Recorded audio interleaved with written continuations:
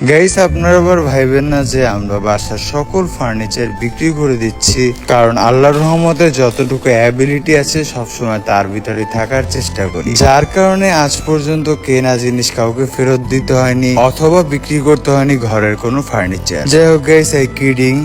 মূলত আমরা কিন্তু শিফট করতেছি। অবশেষে তিশা আহাদের মতো রাজার মৌসুমীকেও বাসা থেকে বের করে দিল ভারীওয়ালা। ব্যাগপত্র গুছিয়ে গ্রামের বাড়িতে চলে যাচ্ছে রাজার মৌসুমী। যেভাবে করেছিল তিশা আহাদ, টাকা পয়সা নেই, মানুষের ভাড়া দিতে পারে না, সেজন্য নাকি তিশা আহাদকে বাসা থেকে বের করে দিয়েছিল। আর তিশা আহাদের দলেই ছিল রাজা মৌসুমী। একটা সময় রাজার মৌসুমীকে তিশার আহাদ নিয়ে আসছিল এই বাসাতে। আর বাড়িওয়ালা তারা চলে যাওয়ার পর ভেবেছে রাজার মৌসুমী হয়তো বা ভেগে চলে যাবে। তিশার আহাদ নাকি টাকা পয়সা কিছুই দিতে পারতো না, এক মাসের বেতন আরেক মাসে দিত, এমনটাই করতো তিশা আর রাজা।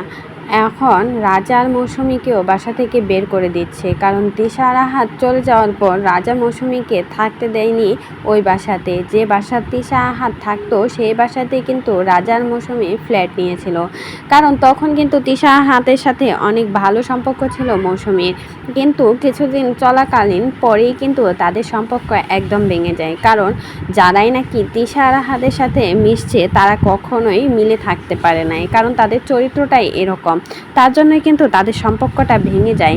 আর নতুন করে তিশা আর আহাদ চলে যায় তার শ্বশুর বাড়িতে, যেখানে ছিল বস্তি, সেখানে গিয়ে উঠেছিল তিশা আর আহাদ, কারণ টাকা পয়সা কিছুই দিতে পারে না, আর সেই জন্যই কিন্তু শ্বশুর বাড়িতে চলে গিয়েছে। আর এদিকে রাজার মৌসুমীকে এখন বের করে দিয়েছে, কারণ তারাও নাকি বাসা ভাড়া দিতে পারে না।